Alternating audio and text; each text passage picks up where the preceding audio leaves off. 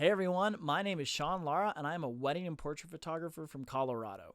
Today, I'm really excited to make this video because I am sharing with you some of my secrets on how I've managed to be a career wedding photographer for 15 years now. One thing I've learned through this whole experience is it really helps to partner with some amazing brands and some awesome companies that make your workflow so much easier. Today, I'm going to be talking about 3 companies that have absolutely changed the game for me when it comes to my process. And those people are Fundy, MagMod, and Aftershoot. So I'm going to talk about my workflow and how I incorporate these 3 companies into my photography studio to make my life so much easier and deliver an amazing experience to my clients.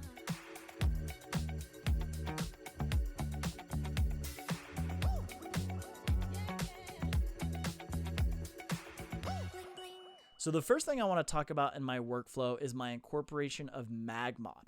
MagMod has been absolutely instrumental in creating some amazing images for my couples. As a wedding photographer, as you can imagine, I am always on the go and I'm not always in controlled shooting environments, right? So it's important to me to be able to quickly change modifiers as quickly as the conditions are changing as well. So whether that's rain or snow, or if, maybe the lights go out in a wedding venue, that actually has happened before where all the lights went out. What do? Well, yeah, you use off-camera flash, of course, if you're a professional, but if you just use flash by itself, you're not going to really have that much control over your light. So that's where MagMod comes to the rescue. And I want to show you some examples of a wedding that I captured recently where I used MagMod in a lot of different situations. All right, so we're going to go ahead and move over to this screen right here. And this is an example of a wedding that I captured recently where, again, MagMod really came to the rescue here. So I've selected just a few photos from the day that I thought really were a really good representation of how I use modifiers. So I have a wedding pulled up here as an example. And the reason why I wanted to show some photos off from this wedding is because it really shows the versatility of how you can use MagMod modifiers into your workflow. Let's go ahead and start with this particular image. This was such a fun, creative shoot to do.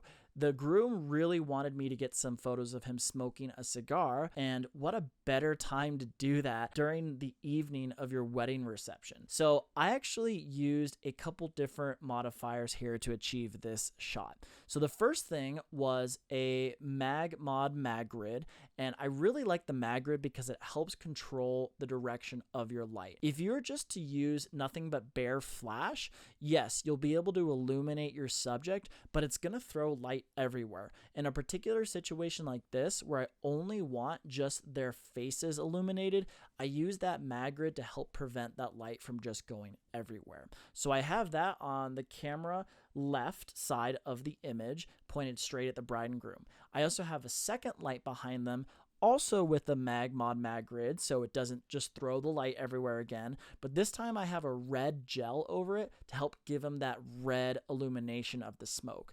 So by using the mag grid here, which is one of my favorite tools from them, it'll allow me to control, shape my light, and make some really awesome photos just like this. Other situations where I'll use it as well are like during the ceremony, for example. So here's an example of a wide shot where I didn't want too much light to fall onto the scene here. I just wanted it on the couple right here. So one thing I'll probably do when I go back into editing this image is I'll edit out these little highlights right here just because I find them a little distracting. But as you can see, because I'm using the mag grids, it's helping prevent light from just spilling everywhere and only going onto the couple. Right here as well, this is another example of where I love using MagMod stuff. Behind them, I'm using a mag sphere on my Geekoto GT200 flash, and that's just softening the light a little bit so it's not super powerful on them, and it just makes it for a little bit more, makes for a more dreamy, ethereal experience. And I'm also pairing that mag sphere with the mag grid again, so it doesn't throw light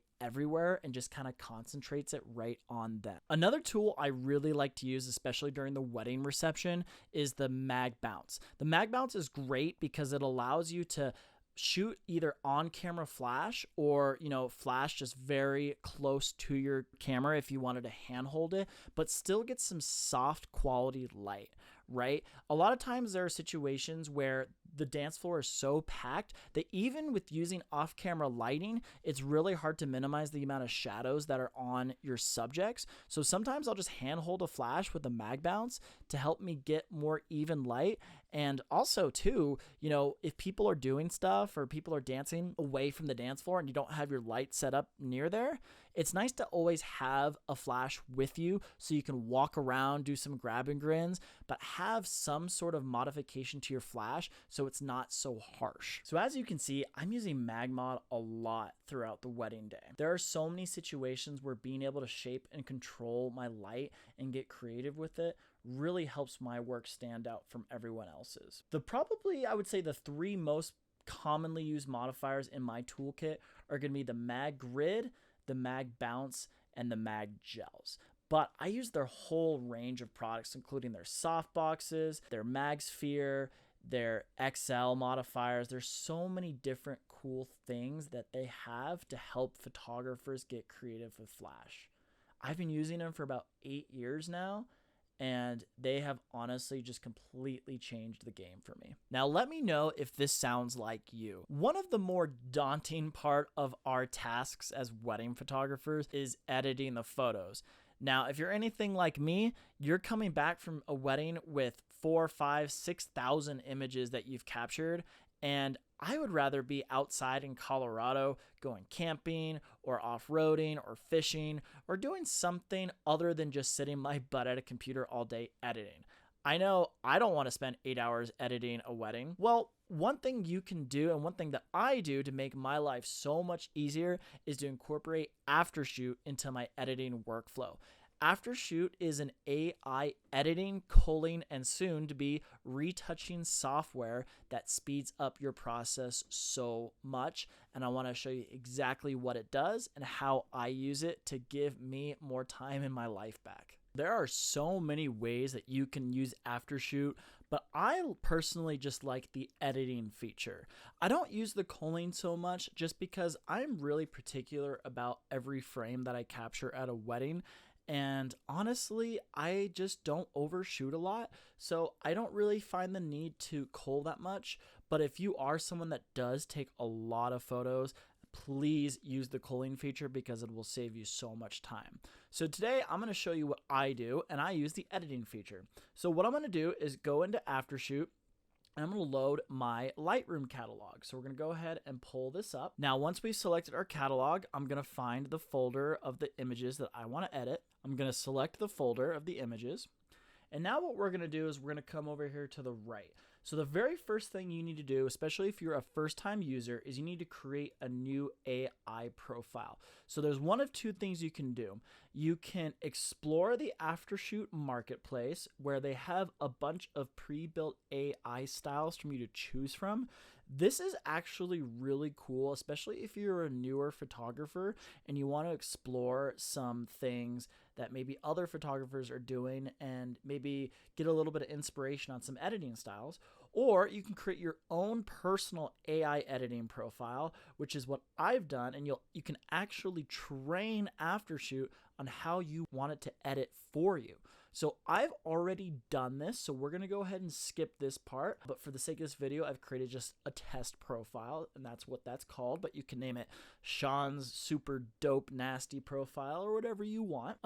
Camera standard profile, that's pretty much just what I leave it on. I like to retain as much of Nikon's colors as possible. I really like Nikon's color profile. AI cropping, I definitely always select this because I personally really like my images to be a little bit tighter, cut out all of the negative space. So I'll have that on. I like to have it a little loose, not too aggressive. AI straightening, if you have a very uneven photo, this is really nice to just have Aftershoot do it for you. AI masking is something that's new, and this is really cool because it'll actually create an image mask on all of your subjects. And this is really cool because when you go into Lightroom to make your final edits, if you want to have a subject already selected, you can easily increase or decrease the exposure on them, which is super helpful. What we're going to go ahead and do now is we're going to go to Edit Photos, which is the bottom screen here.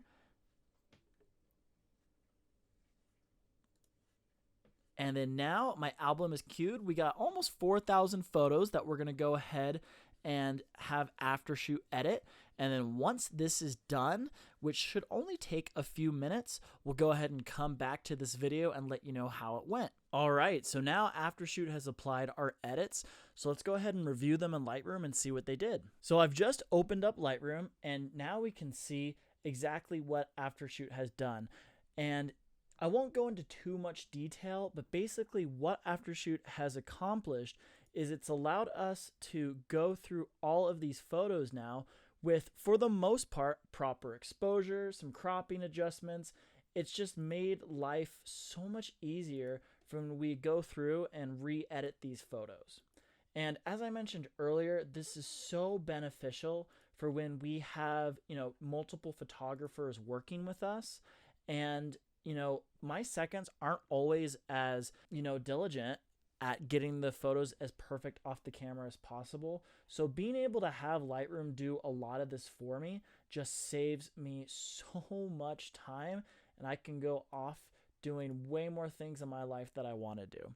And finally, the last workflow tip I want to give you all is how to use Fundy. So once the wedding is photographed, edited, and delivered, now what it's time to do is to try to upsell our clients, and not only just to our benefit, but to give them a keepsake, something tangible that they're going to love and treasure for years to come. And that's where Fundy is a very integral part of my workflow. The great thing about Fundy is it allows us to do so many awesome things with our photos other than just having them sit on a hard drive collecting dust, or virtual dust, so to speak. So one of the features I love about Fundy, and the feature I've been using for almost 10 years now, is the Album Designer. But recently they've come out with a couple of awesome new features as well that I'm going to show you right now. All right, so we have the Fundy Designer suite pulled up, and what I'm going to do is take that same wedding I was just showing you, and I'm going to create an album. So the cool thing about this software is you can select which album design company that you use, or album print company, I should say. I'm personally a fan of DreamBooks Pro, so I'm going to go ahead and use them. Because we're here in America, we use the Imperial measurement system, which is far superior to everything else. That's a joke. I like 10, or actually I like 12 by 12. That's like my favorite album size, nice and square, nice and big. For this particular example, I'm not going to go ahead and use a cover. Let's call this just sample album. That's dope. And we're going to go ahead and create the album. So now this is where we have so many amazing options, and I could speak on this for an hour. So, and I don't have that much time, so I'm just going to show you a couple of my favorite features. But basically what I'm going to do is I'm going to bring up the design wizard here, right? And this is where I can go ahead and tell Fundy what I want to do with my album. So as you can see, I already have my album company selected, the size. I want it to design an album for me. A couple other things I like to play with here are the aspect ratios. I like to match the original in case I have like a panoramic image or a square image. I'm going to go ahead and tell Fundy to design 30 pages for me. We have 78 total images, so I won't mess with that. I don't want it to put any less than 2 images per spread, and I don't want it to put any more than 10 images per spread. So now we're going to go ahead and design the project, and this is the album that it's designed for me. It's that quick. Now, let's say you're going through this and you're like, you know what? I'm not super stoked on some of these designs. Like, for example, I don't like this negative space on the side. Well, what you can do is you can change the layout, basically. You can change it to full screen, or you can do quick changes right here.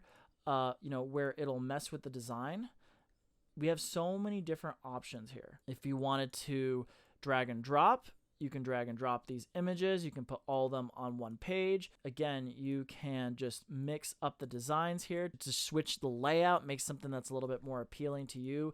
You have so many options, and I encourage you all to play with this because there's some really cool features in the album design wizard. A couple other things that Fundy does now, if you wanted to do wall art, you can actually take a photo of your client's bedroom or office or whatever, and you can show them what some of the photos are going to look like in their space, which is honestly just so freaking cool, and it really helps upsell your clients. Another fairly new feature are thank you cards. So you can actually have auto design templates for your thank you cards if you want to upsell your clients on that. Another thing that is brand new that I am personally stoked about are beat match wedding or just photo slideshows. So if you want to add some extra value to your clients and give them a free photo slideshow, you have all of these options here to help accomplish that. So I really like the beat match slideshow style, and you can select a few parameters here. I won't go into too much detail because I have another video on this, but you can actually, with just a couple clicks of a button, create an entire slideshow of all of these images and upload it to your website. You can send the link directly to your clients. You can download a high resolution version. So many really cool features. And let's say you wanted to create all of these features at once: the wedding slideshow, the wedding album, the thank you cards, etc., etc. You can go to the new Design for Me tab right here, and you can actually create some presets. So once you hit this Auto Design Now button, it'll create all of these for you at once, which is so, so cool. And that is it. So those are some of my secrets on how I've been able to manage my time way more efficiently, giving my clients a much better experience, and of course, making a little bit of extra money on the side. So if you've enjoyed watching this, I really hope that you go ahead and give Fundy, MagMod, and Aftershoot a try, because these are 3 amazing companies that are going to make your experience as a photographer so much better.